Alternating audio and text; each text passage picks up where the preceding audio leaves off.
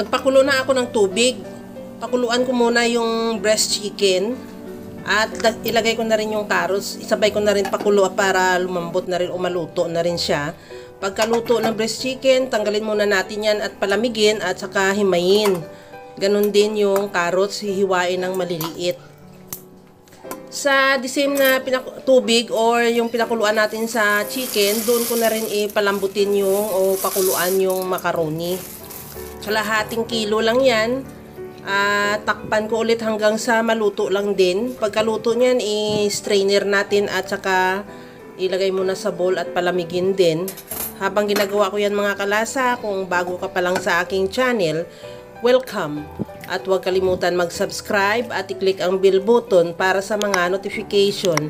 At kung dati ka pa, welcome back at i-follow mo na rin ako sa aking Facebook page, Lasang Pilipina. Luto na rin yung ating macaroni. Ilipat na natin yan sa isang bowl at palamigin muna. Sa mixing bowl, ilagay ko na yung iba pa nating mga ingredients. Ilagay ko na yung carrots na hiniwa ko lang din siya ng maliliit. At ilagay ko na rin yung pickles release. Isunod ko na rin ilagay yung pineapple tidbits na hiniwa ko pa rin siya ng maliliit. At maglagay na rin ako ng sibuyas. Ilagay ko na rin yung cheese. Dalawang klase ang cheese na hiniwa ko. Yung isang bar, hinati ko lang sa gitna. Ang kalahati, hiniwa ko ng pa-cubes at ang kalahati ay grenade ko. At maglagay ako ng raisins at isunod ko na rin ilagay yung hinimay kong chicken breast. Lagyan ko na rin ng condense. It's up to you kung condense ang ilalagay mo. Pwede din naman asukal. Pero konti lang naman yan. Kalahating cup lang yan. At ilagay ko na rin yung mayonnaise.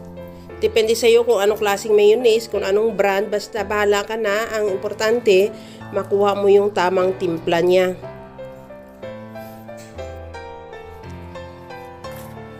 Nilagyan ko na rin ng asin. At saka ihalo na natin yan lahat at hanggang sa mag-mix yung lahat nating ingredients.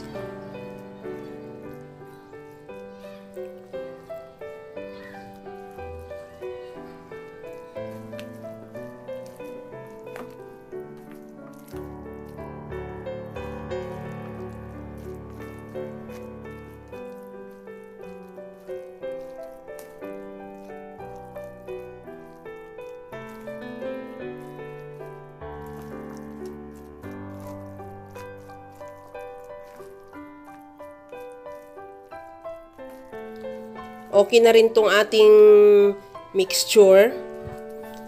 Ilagay ko na yung macaroni.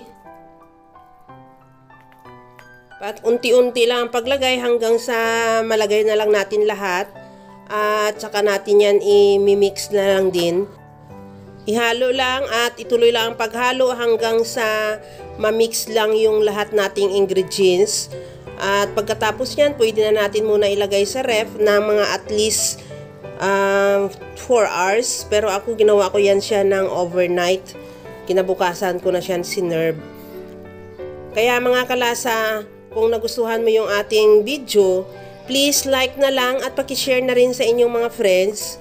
At kung bago ka pa lang sa aking channel, subscribe na at i-click mo na rin ang bell button para sa mga notification. Ilagay na natin to sa ref at i-chilled muna natin ng at least 4 hours. Kaya mga kalasa, alam ko kayang-kaya mo tong gawin dahil sa sobrang simple at napakadali niya lang lutuin. Kagaya lang lagi sa sinasabi ko na wala namang hindi marunong magluto basta sa simpleng paraan lang. Hanggang sa muli mga kalasa, thank you for watching. Bye-bye!